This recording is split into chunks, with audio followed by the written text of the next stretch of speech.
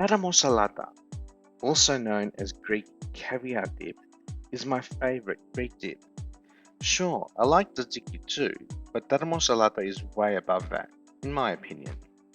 Here's how I make it. First, I start by peeling some potatoes and chopping them into small pieces.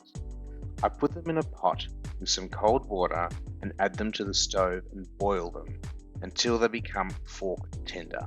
Traditionally, most Taramosalata recipes use bread as the base.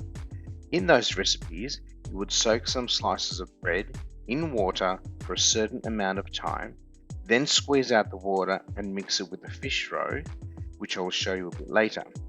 However, today I'm going to show you the way my mother used to make it, which is to use boiled potatoes instead.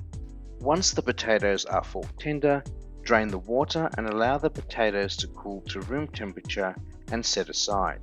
Next, grab the food processor.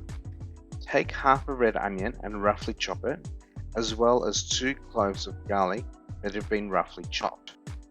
Add them into the food processor and blend them until finely chopped. Then add the fish roe paste.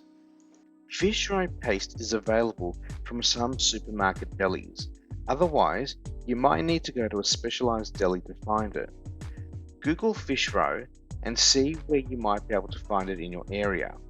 You will need about 100 grams for this recipe. In Greek, fish roe is called tarama, hence why the dip is called Taramosalata.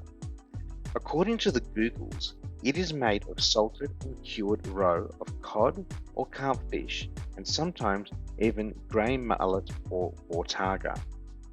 Once I have added the fish roe paste, I allow that to get incorporated with the onion and garlic, which will take about a minute or two. Next, I start adding the oil. I use a mixture of extra virgin olive oil and vegetable oil. I find that if you only use extra virgin olive oil, the taste will be too strong and will overpower the Taramosalata.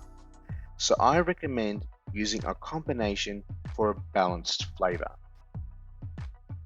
After the oil has been incorporated, I add the juice of 1 lemon and process that for another minute or so.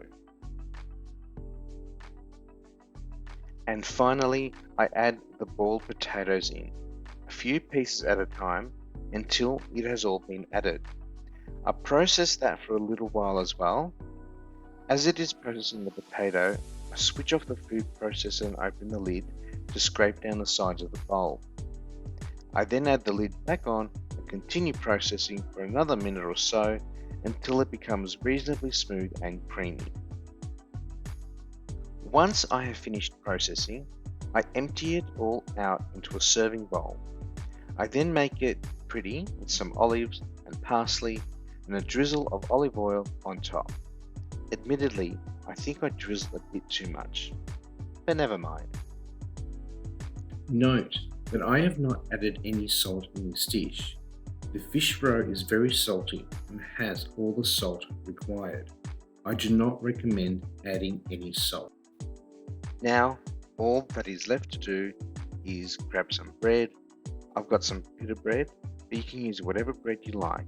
It doesn't matter. Slap a bit on your bread, shove it in your mouth, and you are so welcome. I hope you enjoyed this video.